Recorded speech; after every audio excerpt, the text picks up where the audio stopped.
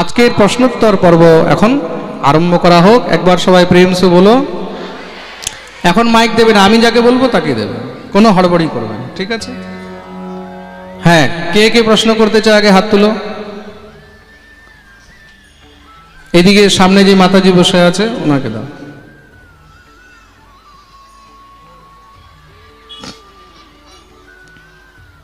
Mic চালু করে দাও।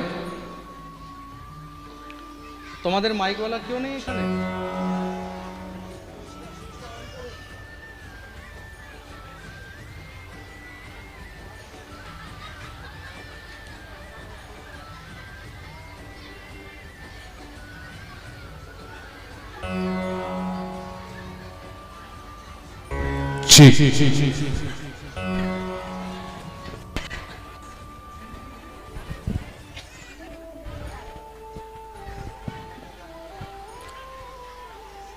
হ্যাঁ মাতাজি। মহারাজ, আপনার চরণে আমার কোটি কোটি প্রণাম। ধন্যবাদ। প্রণাম। আমি বাগুইহাটি থেকে এসেছি। আমি আগে ভগবানকে ভোগ লাগিয়ে প্রসাদ খেতাম। তো আপনার এক পাঠে শুনেছি যে গুরু দীক্ষা না হলে ভোগ লাগানো যায় না। আমি এমনি গীতা, ভাগবত, চৈতন্য চরিতামৃত মালাও জপ করি, কিন্তু যবে থেকে আপনার মুখে শুনেছি আমি অন্ন ভোগ লাগানো বন্ধ করে দিয়েছি। আমার করণীয় কি? আপনার নাম কি? শ্রাবণী ঘোষ। ওনার জন্য একবার জোরদার তালি, এত সাহস করে প্রশ্ন করেছেন। প্রথম তো হলো গোবিন্দকে যে আপনি ভোগ দেবেন, তা ভোগ দেওয়ার একটা অধিকার হয়। অন্নভোগ দিতে গেলে তার অধিকার প্রাপ্ত করতে হয়, আর সেই অধিকার একমাত্র গুরুদেব দ্বারাই প্রদত্ত হয়। গুরু যতক্ষণ পর্যন্ত আদেশ দেবেন না ততক্ষণ পর্যন্ত শ্রী বিগ্রহকে অন্ন ভোগ দেওয়ার অধিকার হয় না। যেরকম ব্রাহ্মণের যদি উপনয়ন সংস্কার না হয়, ব্রাহ্মণের যদি শিখাসূত্র না হয়, গায়ত্রী দীক্ষা না হয়, তাহলে সেই ব্রাহ্মণ কোনো যজন যাজন, কোনো পাণ্ডিত্য পৌরোহিত্য কর্ম করতে পারে না। কেন? তার দ্বিজাতীয় সংস্কার হয়নি। তদ্রূপ যতক্ষণ পর্যন্ত কোনো সাধারণ জীবের দীক্ষা হয় না ততক্ষণ পর্যন্ত শ্রী বিগ্রহকে অন্ন ইত্যাদি অর্পণ করারও তার অধিকার নেই। আপনি অন্ন অর্পণ করবেন কি করে, তার বিধি আপনি কি করে জানলেন, তার মন্ত্র কি করে জানলেন, তার আচমন ইত্যাদি পদ্ধতি কি করে জানলেন? এগুলো গুরু কৃপা ছাড়া বা গুরুর আদেশ ছাড়া সম্ভবই নয়। তো যতক্ষণ পর্যন্ত আপনার দীক্ষা হবে না, গুরুদেব আদেশ করবেন না, সেই বিধি বিধান আপনাকে বলবেন না, ততক্ষণ পর্যন্ত আপনার দ্বারা অর্পিত সেই ভোগও ভগবান গ্রহণ করবেন না। তার জন্য আপনার জন্য করণীয় হলো আগে আপনি দীক্ষা গ্রহণ করুন। কোনো সদ্গুরুর কাছে গিয়ে আপনি দীক্ষা গ্রহণ করুন। কোনো বৈষ্ণবের কাছে গিয়ে, যিনি নিরামিষভোজী, যিনি রাধা গোবিন্দের সেবা করেন, যিনি শাস্ত্রীয় পরম্পরা, আচার্য পরম্পরা নিয়ে রয়েছেন, এমন সদ্গুরুর কাছে আপনি দীক্ষা গ্রহণ করুন। আর গুরুদেবের আদেশ প্রাপ্ত করে আপনি গোবিন্দকে নিবেদন করে ভোগ গ্রহণ করুন। ঠিক আছে? ঠিক। আর কেউ? এদিকে একজন আছেন, জিজ্ঞাসা করবে।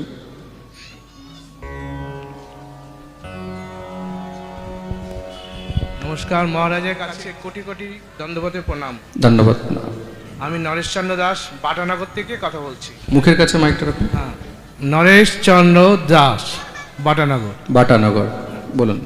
মহারাজ, আপনি যে বললেন না পঞ্চগব্য, এই পঞ্চগব্য কি কি দিয়ে তৈরি করে হয়, একটু কাইন্ডলি যদি বলেন খুব উপকার হয়। পঞ্চগব্য খুব মন দিয়ে শুনবে। আমি পাঠেও অনেকবার বলেছি পঞ্চগব্য কি কি। গাভী থেকে, গোমাতা থেকে যেই 5টি জিনিস নিঃসৃত হয়, বেরোয়, যেরকম গোদুগ্ধ, গোদধি, গোঘৃত, গোময় মানে গোবর, আর গোমূত্র, এই 5টি হলো পঞ্চগব্য। ঠিক আছে? প্রেমস বলো। হ্যাঁ, নেক্সট। আর কে হাত তুলো? একজন এই মাতাজিকে।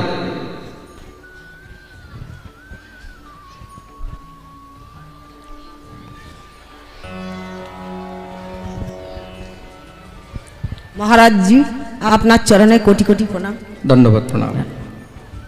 আমার প্রশ্ন হচ্ছে যে আমাদের মানে নিজের আত্মীয়, আমি তো বৈষ্ণব মতে আমার মানে আকাঙ্ক্ষী দীক্ষা আশ্রয় দীক্ষা হয়ে গেছে, কিন্তু আমাদের পথপ্রদর্শক গুরু আমাদেরকে নির্দেশ দিয়েছেন যে ভোগ লাগাতে, অন্নভোগ প্রত্যেক দিনই আমরা অন্নভোগ লাগাই।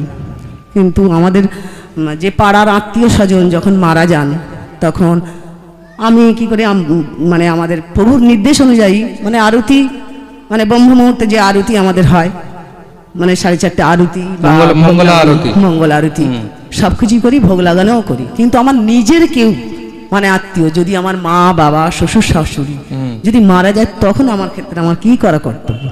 আপনার নাম কি? নমিতা সরদার, জামালপাড়া। জামালপাড়া। দেখুন, গৃহের মধ্যে যখন কেউ মারা যায় তখন সেখানে অশৌচ হয়, হ্যাঁ তাই তো? অশৌচ অবস্থায় শ্রী বিগ্রহ থাকলে সেবা করতে নেই, একদম স্পষ্ট শাস্ত্রের মধ্যে নিষেধ আছে। সেই সময় অন্য কোনো বাইরের কোনো বৈষ্ণবকে দিয়ে বা কোনো ব্রাহ্মণকে দিয়ে সেবা করানো উচিত। সে সময় নিজে সেবা করতে নেই। অশৌচ যতদিন আছে, ঘাটের কাজ ইত্যাদি যতদিন পর্যন্ত পেরোলো না, দশগাত্র ইত্যাদি হয়নি, 13 দিন পর্যন্ত সেবা করিতে নেই, এটা মনে রাখবেন। আর যদি পাড়ার কেউ মানে আমাদের জ্ঞাতি, দেখো জ্ঞাতি যদি অনেক ক্লোজ হয় তখন সেখানেও মিনিমাম আপনাকে ত্রিরাত্র মানতে হয়। কতটা? ত্রিরাত্র মানতে হয়। কিন্তু যদি দূরের হয়, খুব মন দিয়ে শুনবে, 3 পুরুষের যদি বাইরে চলে যায় তখন সেখানে যদি বৈষ্ণব দীক্ষা গ্রহণ করে রয়েছেন, ভগবত সেবা ইত্যাদিতে কোনো বাধা নেই, তখন আপনি সেবা করতে পারবেন।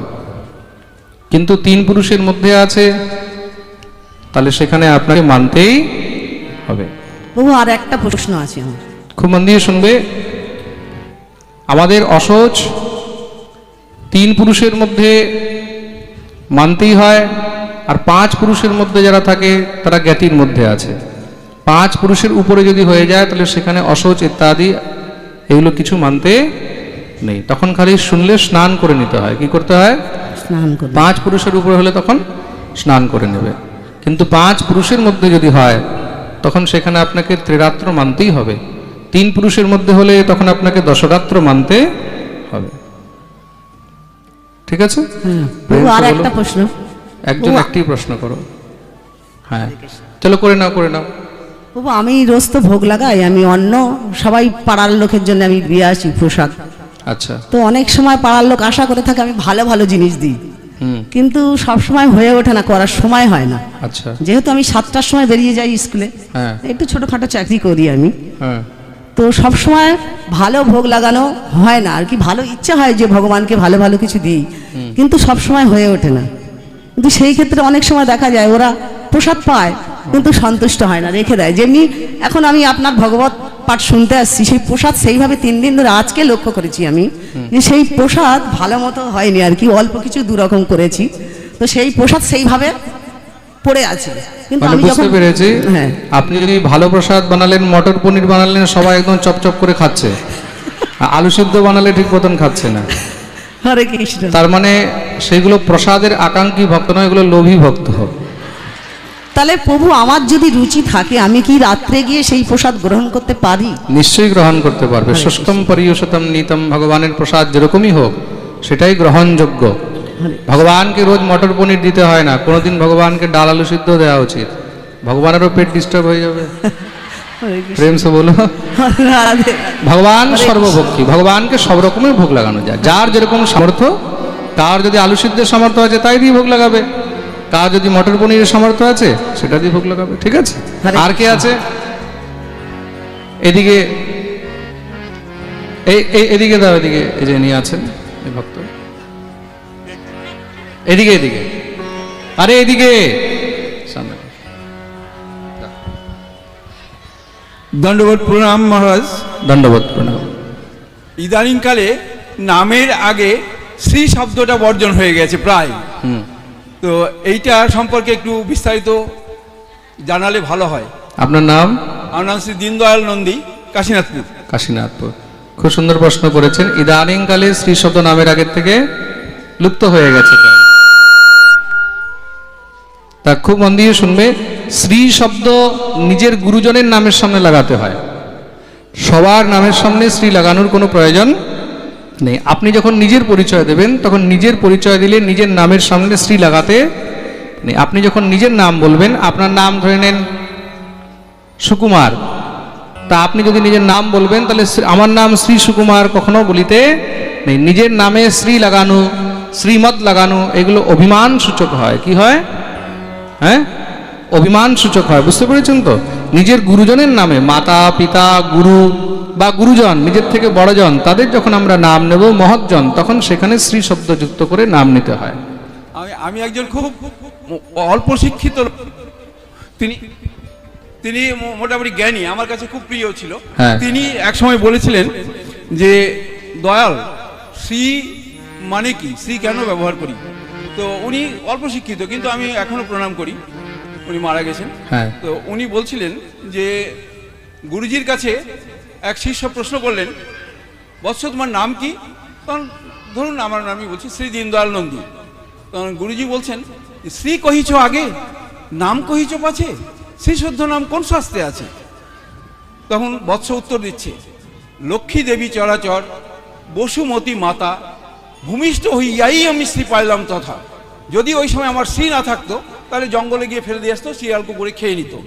আমি ভগবানের রূপ শ্রীপ্রাপ্ত হয়েছি বলেই পরে আমার নামটা সংযুক্ত হয়েছে। যদি শ্রীপ্রাপ্ত না হতাম আমার নামের কোনো প্রয়োজন ছিল না, তাই শ্রী দিয়ে নামটা বলা। এগুলো সব মন গড়ন্ত কথা, নিজস্ব বানানো, কোনো শাস্ত্রের কথা নয়। বুঝতে পারলেন জিনিসটা? আচ্ছা। এটা কোনো শাস্ত্রের কথা নয়। কালকে আমিও দুইটা ছন্দ বানিয়ে, দুইটা পদ বানিয়ে আমিও কিছু বলে দিতে পারি। এটা কোনো শাস্ত্রের কথা নয়। শ্রী হলো ঐশ্বর্য। শ্রী কি? শ্রী হলো ঐশ্বর্য। তার নিজের নামের সামনে কখনো কোনো বিবেকবান ঐশ্বর্যযুক্ত হয়ে নাম নেবেন না। এটা শাস্ত্রেই নিষেধ করা হয়েছে। বুঝতে পারলেন তো? শ্রীজন মহৎজনকে অনুমোদিত করতে হয়। আপনার নামের সামনে অন্য কেউ শ্রী লাগাক, এটা তখন উপযুক্ত হবে। কিন্তু আপনি যদি নিজের সামনে নিজের নামে শ্রীযুক্ত করে বলেন তখন সেটা অভিমান সূচক হবে। বুঝতে পারলেন? মহাপ্রভু বলছেন, অভিমানম সুরাপানম গৌরবম ঘোর রৌরবম। এরকম কোনো শব্দও বলতে নেই যেটার মধ্যে নিজের মধ্যে অভিমান আসে। বুঝতে পারলেন তো? প্রেম সে বলো। আর কেউ এদিকে আসুন মাইক নিয়ে। বাচ্চা, বলো কি প্রশ্ন করে বলো, কি প্রশ্ন করবে তুমি? বলো বলো। হরে কৃষ্ণ।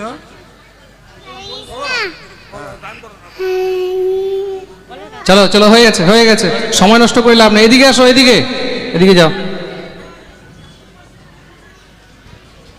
ওই যে পিছনে এক মাতাজি আছে, ওনাকে দাও। হ্যাঁ, ওই যে দাঁড়িয়েছে ওনাকে দাও। পাস করে দাও মাইক।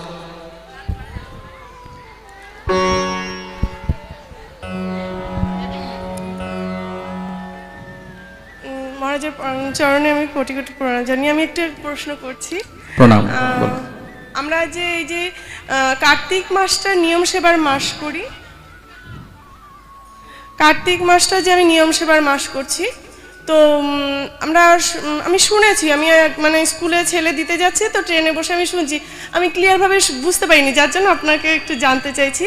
যে বলছেন যে ওইটা সন্ধেবেলায় আকাশ প্রদীপ দেখানো হয়, মানে তুলসী গাছের কিছুটা অংশ 7টা টুকরো করে তাকে মাথায় ঘি আর তুলোর মিশিয়ে আকাশ প্রদীপ দেখানো হয়। সেটা কিসের জন্য? আমি এইটা একটুখানি। আপনার নাম? আমার অঞ্জনা মধু, হাবড়া থেকে এসেছি। হাবড়া? এত দূর থেকে? জোরদার তালি ওনার জন্য। বাবা, হাবড়া। সেই হাবড়া আর কোথায়? কাশীনাথপুর, নিউটাউন। হয়তো আমার খুব ইচ্ছে ছিল, এই পিসির জন্যই আসা হয়েছে আমার এখানে। আমার গুরুদেব চিন্তামণি কুঞ্জ, নবদ্বীপ ধাম, সেখানে বসে এই পিসি বড় পাঠক বাড়ি, পিসির সঙ্গে আমার পিসি গুরু উনি, তো ওনার হাত ধরেই এখানে আমার আসা। এবং এসে আমি খুবই খুবই কৃতার্থ, মানে আমি ভাবিনি যে, আমি তো জানি গোবিন্দ কি, কিন্তু হয়তো একটুখানি জানতে পেরেছি। কাঁদবেন না, যাই হোক, আমি এটা একটুখানি আপনার কাছে জানতে চাই। আপনার ভাবনাকে আমি সম্মান করি। উনি প্রশ্ন করেছেন, দামোদর মাসে সন্ধ্যাবেলায় তুলসীর যে শুকনো কাঠ, সেই তো, সেটাকে টুকরো করে তার আগে ঘিয়ের প্রদীপ লাগিয়ে কেন দেওয়া হয়? শাস্ত্রের মধ্যে এটা বর্ণন রয়েছে। ভগবানকে তুলসী অত্যন্ত প্রিয়, ভগবানকে তুলসী অত্যন্ত প্রিয়। খুব মন দিয়ে শুনবে। বৃন্দায়ই তুলসী দেব্যই চ প্রিয়ায়ই কেশবস্য চ, কেশবের প্রিয়া ক্বচিৎ তুলসী কল্যাণী গোবিন্দ চরণ প্রিয়ে।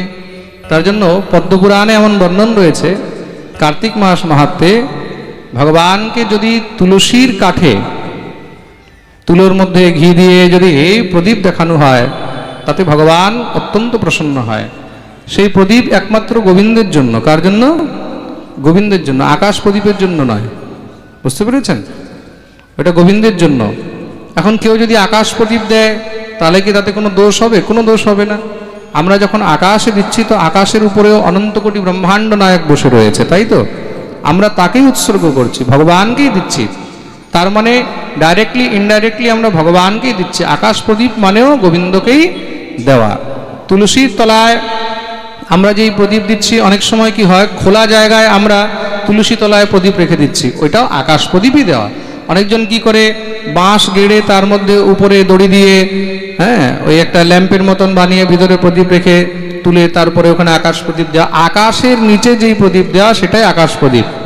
সেটাকে যদি উঁচু করে দেওয়া হয় সেটাও উত্তম। তা তুলসী কাষ্ঠের মধ্যে কার্তিক মাসে, দামোদর মাসে ভগবানকে প্রদীপ অর্পণ করলে তার তখন 1000 গুণ ফল পাওয়া যায়। ঠিক আছে? প্রেম সে বলো। আর 7টা টুকরো করার এটার কোনো বিষয় নয়। ঠিক আছে? 7টা টুকরোর কোনো মানে নেই। আপনি যত পারবেন তত দিতে পারেন। ঠিক আছে। আর কেউ? এই যে সামনে ভক্ত, দাও না কেউ। ধন্যবাদ প্রণাম প্রভু। ধন্যবাদ। প্রণাম। আমার নাম দীপক দাস। ঠিক আছে। আমি একটু প্রশ্ন করছি সেবার ব্যাপার নিয়ে। যে সেবাটা ধরুন কারো দীক্ষা হয়েছে, হয়নি, কেউ ইস্কনের ভক্ত, কেউ গৌরব ভক্ত, কোনো মঠে যে কোনো জন ভক্ত, এই ভক্তের মধ্যে ভেদাভেদ এটা কি বুঝতেছেন? এইটুকুনি আমার একটু বলুন। ভক্তের মধ্যে কোনো ভেদাভেদ নেই। আছে কিছু কিছু করে, এই তুমি ইস্কনে তোমার হাতের প্রসাদ পাবো না, তুমি ওই গৌরীয় মঠে তোমার হাতের প্রসাদ পাবো না, হ্যাঁ, এবার তোমার দিক তোমার প্রসাদ পাবো না। দেখো, খুব মন দিয়ে শুনবে, ভক্ত ভক্তের মধ্যে কোনো ভেদ হয় না। যারা ভক্ত ভক্তের মধ্যে ভেদ করে তারা ভক্ত নয়, তারা হলো শক্ত। রাইট রাইট, হরে এইগুলো একটু ভক্ত ভক্তের মধ্যে কোনো ভেদ নেই। যেইজন গোবিন্দের ভক্ত হয়, যেইজন কৃষ্ণের ভক্ত হয়, তারা সব সমান। আপনাকে বাজারের কোনো প্রসাদ কি ভগবানকে দেওয়া যায়? প্রসাদ তো ভগবানকে দেওয়া যায় না। ভগবান বাইরের জিনিস, কোনো মিষ্টি যেটা ভগবানকে দেওয়া হয় সেটা তারপরে প্রসাদ হয়। আচ্ছা, বাজারের মিষ্টি যদি শুদ্ধভাবে তৈরি করা হয়েছে নিশ্চয়ই ভগবানকে দেওয়া যাবে, কিন্তু যদি শুদ্ধভাবে তৈরি হয়নি তাহলে সেটা দিতে নেই। ভগবানকে সেই বস্তুই অর্পণ করতে হয় যেটা শুদ্ধ আচরণভাবে তৈরি করা হয়েছে। ঠিক আছে? গৌড়ীয় মঠ, ইস্কন বা অন্য কার মধ্যে কোনো ভেদ নেই। সব কৃষ্ণ মন্ত্রে দীক্ষিত, সব বৈষ্ণবে কোনো ভেদ নেই। যারা ভেদাভেদ করে, এই শুনো, যারা ভেদাভেদ করে তারা বৈষ্ণবই নয়। বুঝতে পেরেছ? বৈষ্ণব কখনো ভেদাভেদ করে না। তুলসী পাতা সব সমান, তদ্রূপ বৈষ্ণব সবই সমান। খালি পার্থক্য এতটুকু, কেউ দীক্ষিত, কেউ অদীক্ষিত। তা যারা দীক্ষিত তারা অদীক্ষিতের হাতে প্রসাদ পাবে না। খুব মন দিয়ে শুনবে, যারা দীক্ষিত অদীক্ষিতের হাতে প্রসাদ পাবে না। যদি কেউ দীক্ষিত আছে তাহলে তার হাতে প্রসাদ পাওয়া যায়। ঠিক আছে? প্রেম সে বলো রাধে রাধে। হ্যাঁ। আর কেউ? ওই যে কোথায়, দাও নাকে দাও।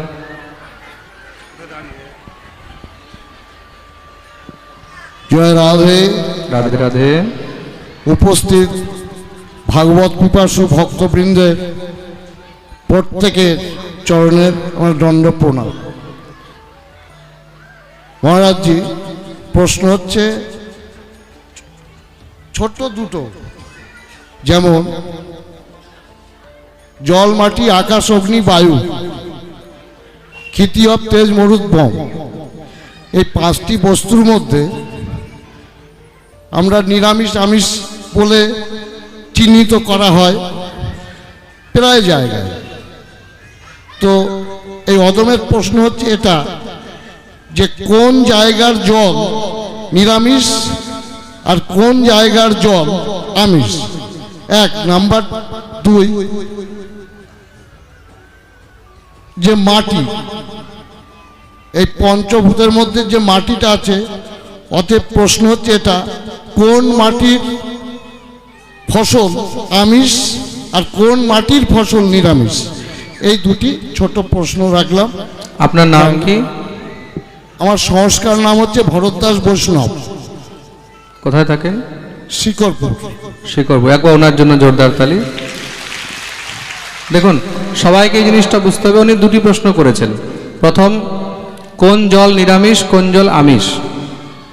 শাস্ত্রের মধ্যে নিরামিষ আমিষ জল বলতে কোনো জিনিস নেই। শুদ্ধ আর অশুদ্ধ জল বলে বর্ণন রয়েছে। শুদ্ধ অশুদ্ধ জল বলতে কোন জলটা পানীয়, কোন জলটা অপানীয়। যেই জল স্বচ্ছ রয়েছে, যেই জলের মধ্যে, খুব মন দিয়ে শুনবে, দুই প্রকারের জল হয়। এক হলো বাঁধা জল আর এক হলো খোলা জল। খোলা জল বলতে যেটা বইছে। তা যেটা বইছে সেই বহতু নদীর মধ্যে, প্রবাহমান নদীর মধ্যে যদি কোনো মৃতদেহ পড়ে থাকে তবুও সেই জল গ্রহণীয় হয়। বেহতা পানি নির্মলা বঁধা সুগন্ধা হয়ে। কিন্তু যেই জল এক জায়গায় স্থির রয়েছে, সেই স্থির জলের মধ্যে যদি কোনো মৃত জীব পড়ে থাকে, খুব মন দিয়ে শুনবে, কিন্তু মৃত গাভী, মৃত মনুষ্য, মৃত পশু তার মধ্যে পড়ে রয়েছে, তখন সেই জল গ্রহণ করিতে নেই। এটা হলো শাস্ত্রের নিয়ম। দ্বিতীয় রইল, মহারাজজি প্রশ্ন করলেন কোন মাটির ফসল আমিষ, কোন মাটির ফসল নিরামিষ, তাই তো? এটার মধ্যেও মাটির ফসল আমিষ আর নিরামিষ বলতে শাস্ত্রের মধ্যে এরকম কোনো বর্ণন নেই। শাস্ত্রের মধ্যে শুদ্ধ অশুদ্ধ বলে বর্ণন রয়েছে। ফসলও শুদ্ধ হয়, ফসলও অশুদ্ধ হয়। তা শুদ্ধ যেগুলো ফসল সেগুলোকে গ্রহণ করা উচিত, যেগুলো অপবিত্র ফসল সেগুলোকে গ্রহণ করতে নেই। কিরকম বলে, যেই ভূমির মধ্যে মল মূত্র ইত্যাদি পরিত্যাগ করা হয়, সেই ভূমির মধ্যে যেই ফসল হয়, যা যেই খাদ্য খাবার ইত্যাদি উৎপন্ন হয়, সেগুলো গ্রহণ করিতে নেই। দ্বিতীয়ত নম্বর, শ্মশান ভূমি। শ্মশান ভূমির মধ্যে যদি কোনো চাষবাস হয়েছে, শ্মশানের মধ্যে যদি কোনো প্রকারের, খুব সুন্দর প্রশ্ন করেছেন কিন্তু উনি, এটা একদম ইউনিক প্রশ্ন। এই প্রশ্ন আপনারাও হয়তো অনেকে কোনো সময় শোনেননি। শ্মশানের মধ্যে যদি কোনো, আচার সংহিতায় বর্ণন রয়েছে, শ্মশান ভূমির উপযুক্ত বস্তু কখনো গ্রহণ করিতে নেই। না তো দেবতাকে অর্পণ করবে, না নিজে গ্রহণ করবে। যেটা শুদ্ধ ভূমি, যেখানে বৃষ দিয়ে, বৃষ মানে বলদ, আগেকার দিনে তো ট্রাক্টর ছিল না, তো বৃষ দিয়ে যেখানে হল জোতাই করে শুদ্ধ পরিষ্কৃত ভূমির মধ্যে চাষ করা হয়, সেখান থেকে যে ফসল হয় সেই ফসল সর্বদা গ্রহণীয়। ঠিক আছে মহারাজ, প্রেম সে বলো। তাহলে প্রশ্ন তো অনেক আছে, কিন্তু সময় আমাদের বেশি নেই। তা আমি মনে করি আজকের প্রশ্নোত্তর পর্বকে আমরা এখানেই বিশ্রাম দেব।